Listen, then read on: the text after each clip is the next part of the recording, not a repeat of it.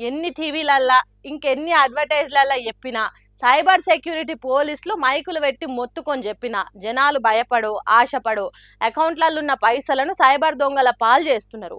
OTP నంబర్లు చెప్పో money ట్రాన్స్ఫర్లు చేసో చేతులు కాలినాక ఆకులు పట్టుకుంటారు. ప్రతిరోజు ఎక్కడో కాడ సైబర్ దొంగలు జనాలను బురుడి కొట్టించిన ముచ్చట్లు ఇంటనే ఉంటున్నాం. కానీ అందరు మోసపోతారా? ఉత్తగానే బుట్టల పడతారా? ఇగో ఇట్లా ఉల్టా సైబర్ దొంగలకి దమ్కి ఇస్తారు. తాడిందనేటోడు ఉంటే వాని తలదనేటోడు ఉంటాడన్నట్టు మందిని బురిడి కొట్టించే సైబర్ నేరగాలకు దిమ్మ తిరిగి మైండ్ బ్లాక్ ఏ తట్టి చేసింది అక్క. అందరినీ మోసం చేసి కాసులు కమాయించే దొంగలు ఇగో అక్కకు పెద్దగాలం వేసిరట.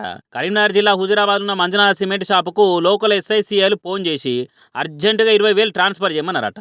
ఓనర్ రమేష్ షాప్లో లేని టైంలో ఫోన్ వచ్చేటాలకు భార్య శ్రీల తక్క ఫోన్లో మాట్లాడిందట. మా డ్రైవర్ వచ్చి మీకు క్యాష్ ఇస్తాడు, అర్జెంటుగా ఫోన్లకు 20,000 కొట్టమని ఒకటికి 2 సార్లు టకా టకా ఫోన్ చేసిండట. అవతలకెళ్ళి సైబర్ దొంగోడు. అసలు లెక్కకైతే పోలీసులు అడిగిన పైసలు ఇస్తే మనకే మంచిది, ఎప్పుడు ఎట్టుండే తెలియదు అని అనుకోవాలి. కానీ సీలతకు ఎక్కడో కొడుతుంది సీనా అన్నట్టు డౌట్ అనుమానం వచ్చిందట. ఇక ఫోన్ వచ్చినప్పుడల్లా మాట్లాడుతున్నదట, కానీ ₹1 కూడా కొట్టలేదట. మీ డ్రైవర్ వచ్చి 20,000 ఇచ్చినాకనే పైసలు కొడతా అన్నట్టు ఊకున్నదట. స్కానర్ పంపి కొట్టమన్నా ఫోన్లు వేసి ఆతృత పెట్టిన చెక్కు చెదరకుంటున్నదట. అబ్బా మీ సంగతి నాకు తెలిసిందిరా, మీరు పలానా దొంగలేరా అన్నట్టు ఉత్తగానే ఉన్నదట. పోలీసులు అయినంత మాత్రాన భయపడాలనా అన్నట్టు గట్టి ఉండే వాళ్ళకు సైబర్ దొంగలకు అర్థమైంది కావచ్చు. అన్యాకులు రాలినా ఈతాకు తాటాకు రాలినట్టు సీడ తక్క మన వాళ్ళకి సిక్కేతట్లేదని తోక ముడిచిరట. ఇదంతా సైబర్ దొంగల ఎదవ తెలియతేటలే అని తెలిసి అసలు పోలీసులకు కంప్లైంట్ ఇచ్చి కేసు రాపిచ్చిరట. అమ్మా నేను తెలివి తక్కువ దాన్ని కాదు అన్నట్టు సైబర్ దొంగలకే చెమటలు పట్టించినందుకు సీడ తక్కను మెచ్చుకుంటున్నారట నిజమైన పోలీసులు. కాబట్టి మీరు కూడా ఎవడో ఊరు పేరు లేనోడు పైసలు కొట్టురు అనగానే టక్క టక్క నెంబర్లు వచ్చి కొంపలు ముంచుకోకుర్రి. తీసేపు ఆగి అక్క తీరి చెయ్యుర్రి. అట్లా అందరు చేస్తే సైబర్ దొంగలు వాళ్ళంతటా వాళ్ళే చచ్చిపోతారు, అంతేకాదు. ఓ దిక్కు దేశమంతా పెట్రోలు డీజిల్ సిలిండర్ రేట్ల మీద బీజేపీ సర్కార్ అంటేనే బీపీలు పెంచుకొని తిట్టుకుంటా నిత్త నిరసనలు కూడా చేస్తుంటే, ఇంకో దిక్కు ఆలకు తీసిపోకుండా కమలం పార్టీ కార్యకర్తలు కూడా ఈడున్న కాంగ్రెస్ పార్టీని కసితీర కామెంట్లు చేసుకుంటా నిరసన చూయిస్తున్నారు.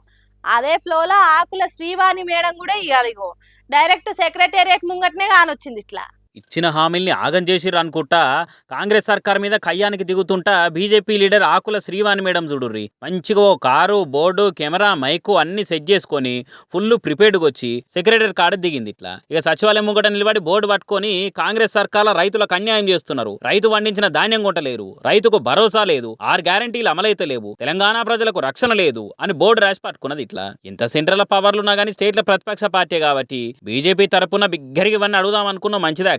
మరి మీ పూ పార్టీ ఇచ్చిన హామీలు ఎలక్షన్ల టైంలో ఇచ్చిన మాటల ముచ్చటేంది? ఇదే తరీకల మీ పార్టీ బీజేపీ ఇచ్చిన హామీలు ఇస్తాన్న పథకాలు పైసలు నిధుల గురించి కూడా మొన్న మోడీ సార్ పట్నం వచ్చినప్పుడు లేకుంటే నిన్యాలు ఇట్లనే బీజేపీ స్టేట్ ఆఫీస్ ముంగట్న కూడా నిలబడి నిరసన చేసినట్టే మంచిగుండు కదా అక్క అనుకుంటా మోడీ ఏమేమి ఇస్తానో అన్ని వరుస పెట్టి రాసుకొస్తారు కామెంట్లల్లా. జన్ధన్ ఖాతాలలో ధన్ పైసలు పడేస్తా అన్నాడు మీ మోడీ, దాని గురించి కూడా ఇట్లనే అడిగినుంటివి. ప్రతి ఒక్కరి ఖాతాలో 15 లక్షల ముచ్చట పత్తా లేదా, దాని గురించి నిలబడి నిలదీయనుంటివి. పెట్రోల్ డీజిల్ రేట్లు పెంచి బండ్లు కార్లు బయటకు తీయాలంటేనే భయం అయ్యి ట్రాక్టర్లతోటి పొలం దున్నుదామన్నా కూడా రైతన్న రందివాడే కాలం వచ్చింది, దాని గురించి కూడా మాట్లాడినుంటివి. 2 కోట్ల కొలువులు ఇస్తా అన్నారు ఏమాయాన్ని గదరాయించనుంటివి. ఉప్పల్ ఫ్లైఓవర్ పురా గట్టగానే పాయే ఎన్నడైపోగొడతారని బెదిరియనుంటివి. నీటి పేపర్ లీక్ చేయంగా పిల్లలు చచ్చిపోతున్నారు, ఈ లీకులు ఎన్నడాగుతాయని ధర్నా చేయనుంటివి. 100 స్మార్ట్ సిటీలన్న హామీని బొందల పెట్టిరు, ఎప్పుడు చేస్తారని నిలవడనుంటివి అని అనుకుంటా బీజేపీ పవర్లకు వచ్చిన నాటి సంధి 12 ఏళ్లలో ఏమేమి హామీలు ఇచ్చారో అన్ని వరుస పెట్టి అడుగుతుంటా కౌంటర్లు వేసిరు మేడంకు.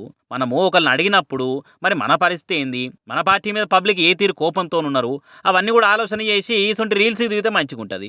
లేకుంటే ఇట్లా బూమరాంగ్ అయ్యి రాంగ్ వేల పోట్రీ అవుతుంది అనుకుంటా అరుసుకోబట్టిరు. ఈ వీడియో చూసిన నెడజనాలిగా.